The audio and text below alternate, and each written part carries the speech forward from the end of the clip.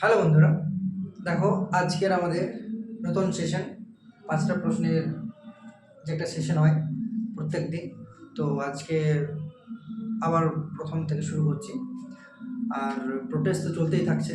আসলে আমাদের যারা এসএসসি অ্যাসপিরেন্ট রয়েছে তাদের প্রত্যেকের একটা কনসার্নিং বিষয় রয়েছে যে কিভাবে সব কিছু আগাবে। তো আমি তো প্রত্যেককেই বলবো, আমি নিজেও প্রিপারেশন নিচ্ছি, আমি প্রত্যেকটা ভিডিওতেই বলে থাকি, এটাতেও বলবো, অন্যথা হবে না, যে প্রোটেস্ট বলো, কারচুপি বলো, স্ক্যাম বলো, সব তো হতেই থাকবে। আমি বলবো তোমরা প্রিপারেশন নিতে থাকো, সাকসেস পাবে। সাকসেস যেখানে যার যতটা পাওয়ার দরকার তোমরা সেখানে ততটাই পাবে। তো প্লিজ তোমরা কেউ প্রিপারেশন থামিয়ে দেবে না, কারণ এসএসসি সিজিএল পোস্টপোন্ড হোক চাই না হোক, আমাকে আমার জায়গাটা 100% রাখতে হবে। ঠিক আছে, আমাকে অ্যাচিউর থাকতে হবে যে আমি এক্সাম পোস্টপোন্ড হলেও ঠিক আছে, ফার্দার না হলেও ঠিক আছে, আমি আমার 100% আমি অ্যাবিলিটি দিতে পারবো। ঠিক আছে, তো দেখো আমাদের আজকের সেশনের প্রথম প্রশ্ন কি বলছে। ঠিক আছে, দেখো এখানে প্রথম প্রশ্ন কি বলছে, আমি লিখে দিচ্ছি। ঠিক আছে, আমি লিখছি। দেখো, A, B and C invested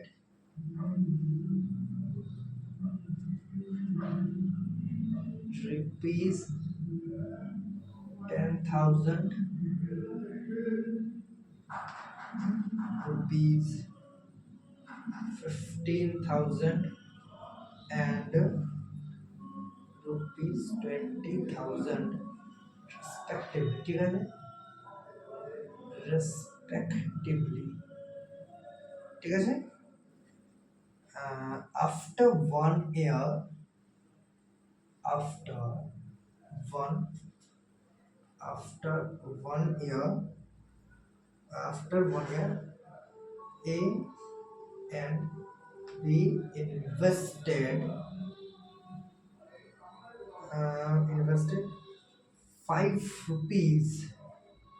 5,000 more each। ঠিক আছে, প্রত্যেকে কিন্তু 5,000 টাকা আরো বাড়তি যোগদান করলো। ঠিক আছে, while C withdraw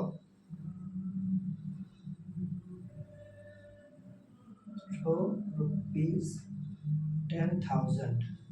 ঠিক আছে, what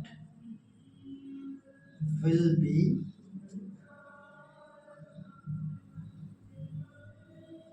the ratio of profit of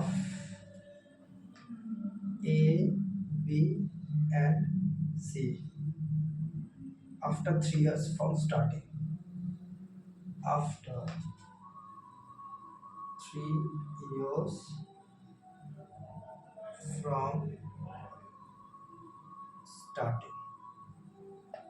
ঠিক আছে, তো অঙ্কটা কিচ্ছু না, জাস্ট আমাকে কি বলেছে দেখো, বলেছে এ বি সি তিনজন আছে, তিনজন আমাদের কোনো ব্যক্তি সাচ, তারা বলেছে প্রত্যেকে 15,000 টাকা এ, 20,000 টাকা বি এবং 10,000 টাকা 10,000 টাকা এ, 15,000 টাকা বি এবং 20,000 টাকা সি ইনভেস্ট করে রেসপেক্টিভলি। ঠিক আছে, 1 বছর পর কি বলেছে না, এ এবং বি দুজনে কিন্তু 5,000 টাকা আরো এক্সট্রা ইনভেস্ট করে, সেখানে সি কিন্তু 10,000 টাকাটা উইথড্র করে নেয়। ঠিক আছে, সি উইথড্র করেছে না, উইথড্র করে নেয়। তাহলে এখন বলেছে 3 বছর শেষে প্রত্যেকের প্রফিট শেয়ারিং রেশিওটা কত হবে। ঠিক আছে, দেখো তোমরা যদি করতে পারো, সময় দিচ্ছি আমি।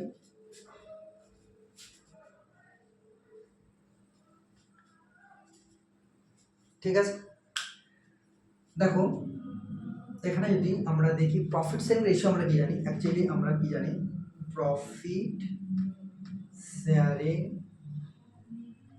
রেশিও কি হয় না, profits and ratio equals to কি হয় না, ইনভেস্টমেন্ট ইনটু টাইম। এটা কিন্তু প্রফিটস এন্ড রেশিও একটা ফর্মুলা। প্রফিটস এন্ড রেশিওটা কি হবে, ইনভেস্টমেন্ট এর টাইম। অর্থাৎ যদি আমরা এই ফর্মুলা ধরে অঙ্কটা করতে যাই, দেখো এ কত টাকা দিয়েছে 10,000, মানে 10 কে আমরা লিখতে পারি, ঠিক আছে।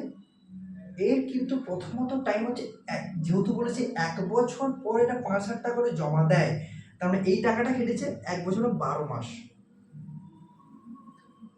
ঠিক আছে, বলতে পারি, আগে বলতে পারি। এবার দেখো আবার এই কিন্তু আরো 5,000 মানে 10,000 টাকা তো ছিলই, 10K প্লাস 5K,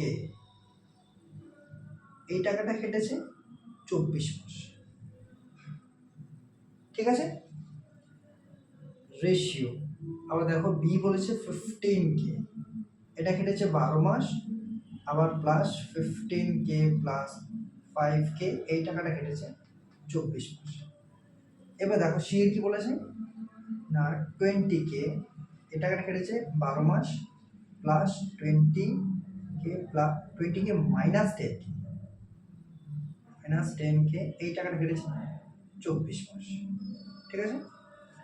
এবার এখানে কিন্তু যেহেতু এখানে আমরা মাসে ডিনোট করছি, তাই না, এখানে আমরা মাসে ডিনোট করছি 12 মাস 24 মাস, এখানে কিন্তু তোমার বছর ডিনোট করলে 1-2 লিখতে পারতে।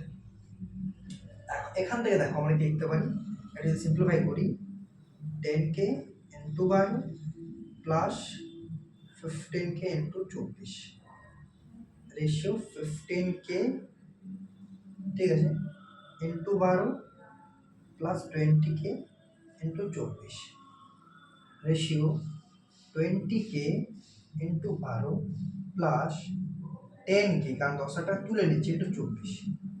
এখন দেখো উভয় পক্ষ থেকে কে আর এই যে 12 আমরা কমন নিতে পারি, তাই না, এখান থেকে কি হয়ে যাবে না 10 into 1 plus 15 into 2, ratio 15 into 1 plus 20 into 2, ঠিক আছে, রেশিও 20 ইন্টু 1 প্লাস 10 ইন্টু, কি করলাম কিচ্ছু না, এই রেশিওগুলো থেকে কে কমন নিয়ে নিলাম, কে প্রত্যেকটাতে যেহেতু কে আছে কে কমন নিয়ে নিলাম, এবং এখান থেকে 12 কমন নিলাম, ঠিক আছে, এখান থেকে 12 কমন নিয়েছি, তাহলে 12 প্রত্যেকটা ক্যান্সেল আউট হয়ে যাবে, এখান থেকে 12 কমন 2 থাকে, এখান থেকে 12 কমন নিয়েছি, এখান থেকে 12 কমন 2 থাকে, তাই না, এখান থেকে 12 কমন নিয়েছি, এখান থেকে 12 কমন 2 থাকে, ব্যাস হয়ে গেছে। এরপর দেখো 10 প্লাস 15 30, মানে অ্যাকচুয়ালি এই হলো এটা 40 রেশিও, এটা হয়ে যাবে 15 40 মানে 55 রেশিও, এটা 20 10 দুগুণ 30, এটা যদি ফার্দার ক্যালকুলেশন করি তাহলে 8:11:6, এটাই আমাদের আলটিমেট আনসার। ধর যে প্রফিট শেয়ারিং রেশিও কি বলে, যেটাই বলেছে না যে after 3 years from starting the ratio profit of A B and C, এটা হয়ে যাবে 8:11, কিচ্ছু না, অঙ্কটার মধ্যে কিচ্ছু ছিল না, কি ছিল আমাদেরকে শুধুমাত্র একটু জাস্টিফাই করতে হলো, এই যে লাইনগুলো, এই যে 10,000 টাকা দিয়েছে, 15 টাকা 20 টাকা দিয়েছে, তারপর কতদিন খেটেছে না 1 বছর খেটেছে, তার বাকি এই 1 বছর পর এবি কিন্তু 5,000 টাকা ইনভেস্ট করেছিল, আর সি আমার 10,000 টাকা তুলে নিয়েছিল, ঠিক আছে, এই জায়গাটা আমাকে একটু অবজার্ভ করতে হয়েছিল, ব্যাস। তারপর শুধুমাত্র ক্যালকুলেশন, যদি এই জায়গাটা বুঝতে অসুবিধা আমি আবার রিপিট করে দিচ্ছি, এটা কিছু না, 10,000 টাকা জমা দিয়েছে 12 মাস কেটেছে, তোমরা চাইলে 1 বছরের জন্য বছর 1 লিখতে পারো, 10,000 টাকা, তারপরে কিন্তু আরো 5,000 টাকা দিয়েছে, সরি সেই টাকাটা কেটেছে 24 মাস বা 2 লিখতে পারো। এবার বিয়ের ব্যাপারে 15,000 টাকা কেটেছে 12 মাস, এটা আমরা তো 1 লিখতে পারো বছর হিসাবে, আর এটা আমাদের আরো 5,000 টাকা দিয়েছে 20,000 টাকা কেটেছে 24 মাস, এটা 2 লিখতে পারো তোমরা, ঠিক আছে। তারপর দেখো সেই 20,000 টাকা কেটেছে 12 মাস, আর 10,000 টাকা তুলে নিয়েছে, সেটা 24 মাস কেটেছে, আর সলিউশনটা এখানেই শেষ, ঠিক আছে। ঠিক আছে, তাহলে এটা আমরা মুছে দিচ্ছি, ঠিক আছে।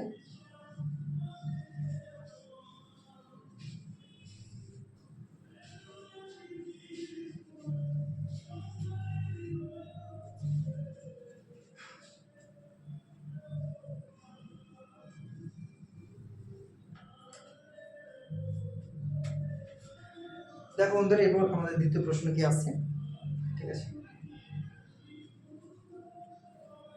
কি বলছে দ্বিতীয় প্রশ্ন, 2 নম্বর প্রশ্ন কি বলছে, এ rectangular rectangular sorry rectangular a rectangular rectangular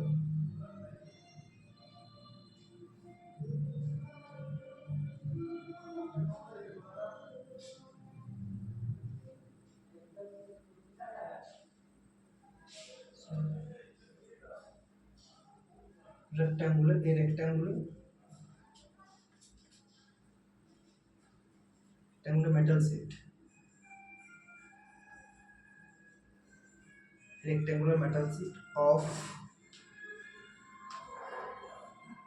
area 1980 semi square ঠিক আছে is folded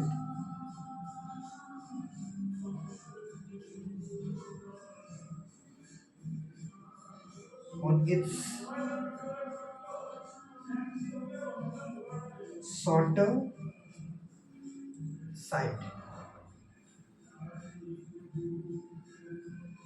uh, to form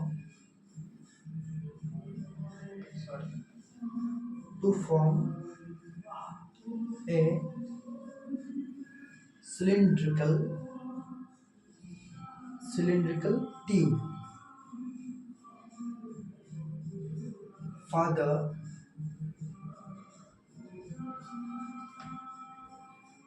two circles were cut and fixed on its two ends ঠিক আছে two ends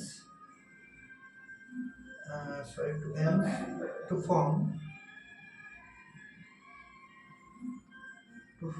a closed cylinder ঠিক আছে closed cylinder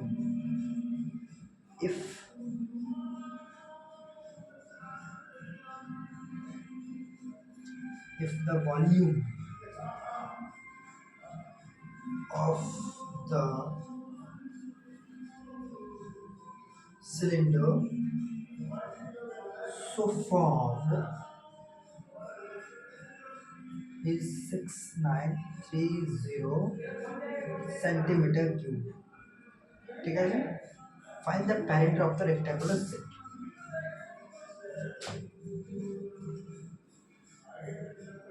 ঠিক আছে find the perimeter of the rectangular set ঠিক আছে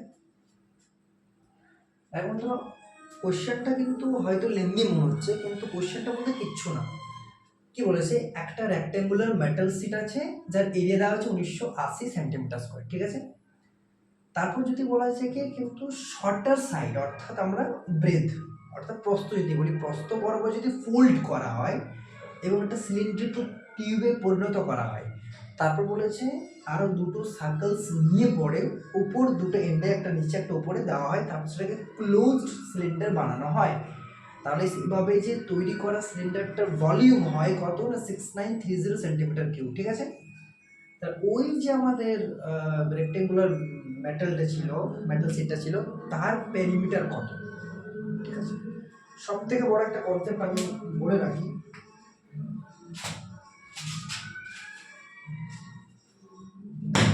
এটা বলে তো সুবিধা হবে আমি একটা খাতা ছিল ঠিক আছে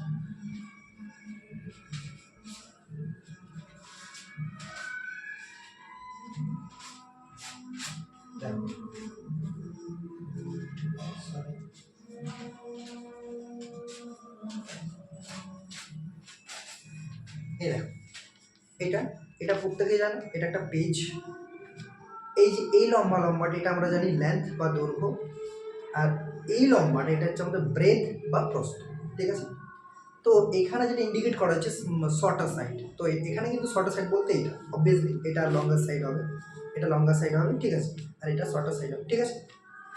এরপর দেখো এখানে যেটা আমাকে কন্ডিশন দিয়েছে যে শর্টার সাইড বরাবর কিন্তু আমি ফোল্ড করি, হ্যাঁ কি না, শর্টার সাইড বরাবর ফোল্ড করি, তাহলে দেখো শর্টার সাইড কিন্তু এইটা, তাহলে এই যে শর্টার সাইড বরাবর যদি ফোল্ড করি আমি কিন্তু ফোল্ডটা এইভাবে করবো, এই যে শর্টার সাইড ফোল্ডটা আমি এভাবে করবো, অর্থাৎ দৈর্ঘ্য কিন্তু আমি কোনটাকে রাখবো, লঙ্গার সাইডটাকে দৈর্ঘ্য হিসাবে রাখবো, ঠিক আছে, এইভাবে করতে হবে, আলটিমেট ফোল্ডটা এইভাবে হবে, ঠিক আছে, ফোল্ডটা এইভাবে হবে, যেটা আমি লেন্থ পাবো সেটা কিন্তু আমাদের লঙ্গার সাইডে অ্যাজ এ লেন্থ পেয়ে যাবো, বুঝতে পারলাম, ঠিক আছে। আমি আবার দেখিয়ে দিচ্ছি, এটা আমাদের শর্টার সাইড, এটা শর্টার সাইড বরাবর যেহেতু আমাদের ভাঁজ করতে হবে, কি বলেছে এখানে বলেছে না, ফোল্ডেড ইট শর্টার সাইড, তাই না, এই যে শর্টার সাইড, তা দেখো এটা হচ্ছে আমাদের শর্টার সাইড, তাহলে শর্টার সাইড বরাবর বলতে অ্যাকচুয়ালি আমাদের লেন্থ যেটা হয়ে যাবে সেটা আমাদের হাইট হয়ে যাবে ওই আমাদের সিলিন্ড্রিক্যাল মেটাল শিটটা, তাহলে এই যে এইভাবে ভাঁজ করবো, এইভাবে এইভাবে এইভাবে এই যে এইভাবে, ঠিক আছে, এইভাবে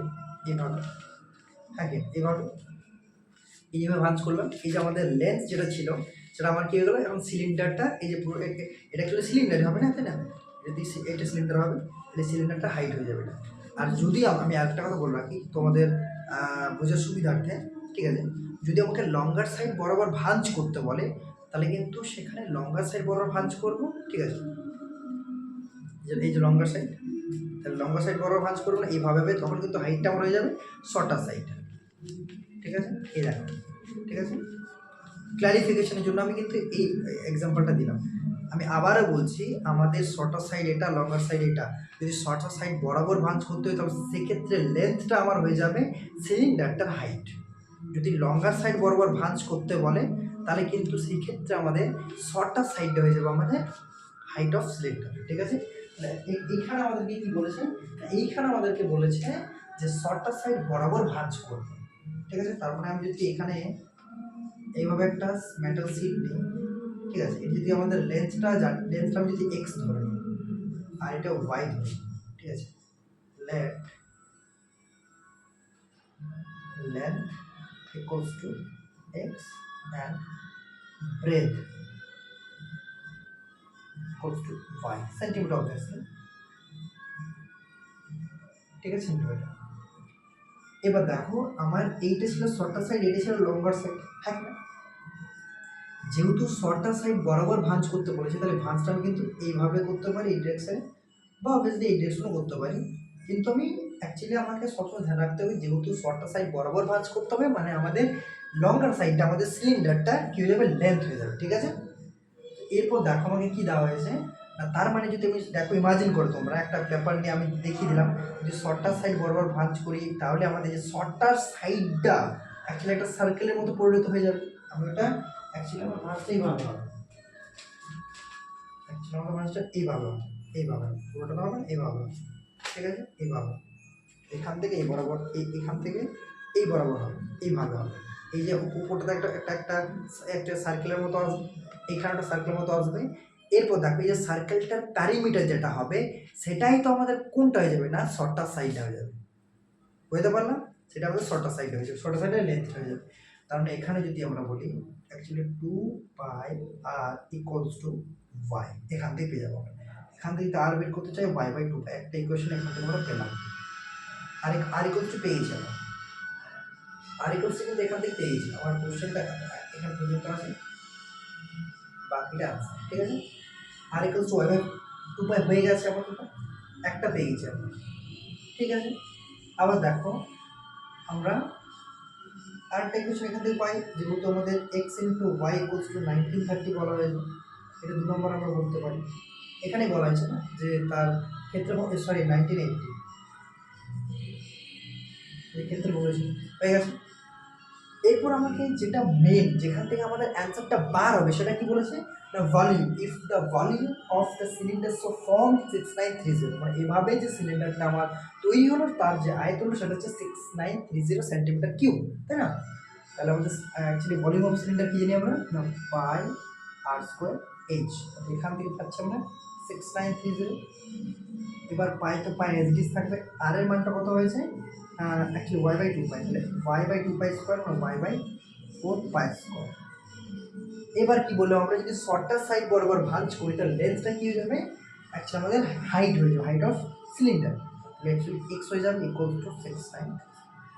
এখান থেকে ক্যান্সেল আউট হচ্ছে, একটা পাই একটা পাই, মানে থাকছে কি এক্স ওয়াই স্কোয়ার বাই 4 পাই, এটা থাকছে ইকুয়াল টু 6 9। এবার দেখো এক্স ওয়াই ইকুয়াল টু 1980 বলা হয়েছে, তাহলে এখান থেকে এক্স ওয়াই বলতে এক্স ওয়াই ইন্টু ওয়াই বলতে পারি।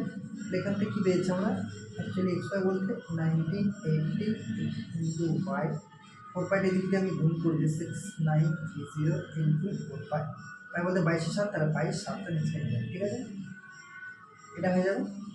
এরপর দেখো যদি আমরা ক্যালকুলেশন করি, একটা শূন্য ক্যান্সেল হয়ে যাচ্ছে, ঠিক আছে, ঠিক আছে। দেখো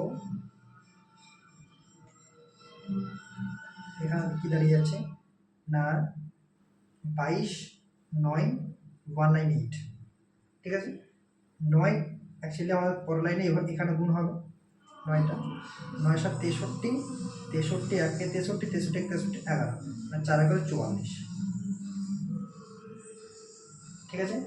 এখন ওয়াইটা কি দাঁড়িয়ে গেল 44 সেন্টিমিটার, আর এখানে ওয়াইটা কি ধরছিলাম আমরা, let Y equals to breadth, তাহলে ওয়াই যদি আমাদের 44 দাঁড়িয়ে যায় আর আমরা X into Y equals to 1980, তাহলে এখান থেকে এক্স কি পেয়ে যাবো 1980 by Y equals to 1980 by 44 equals to 45।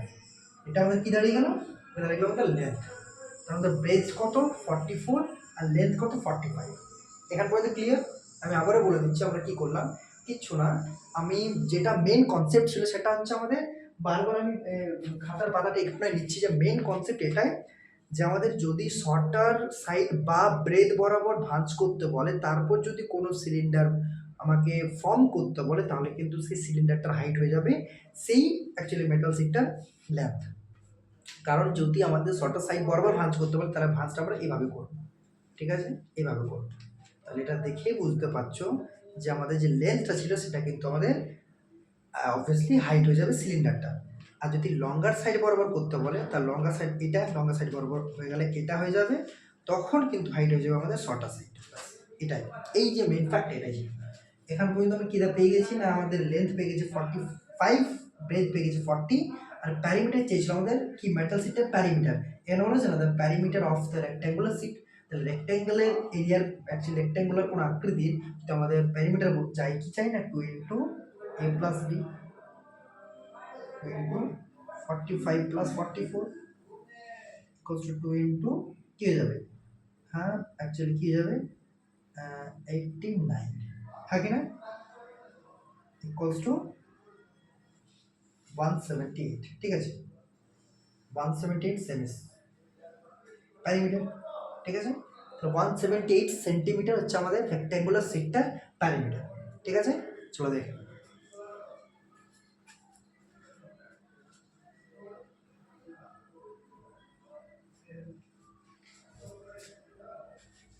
ঠিক আছে বন্ধুরা, এবার আমরা নেক্সট কোশ্চেনে যাবো, ঠিক আছে।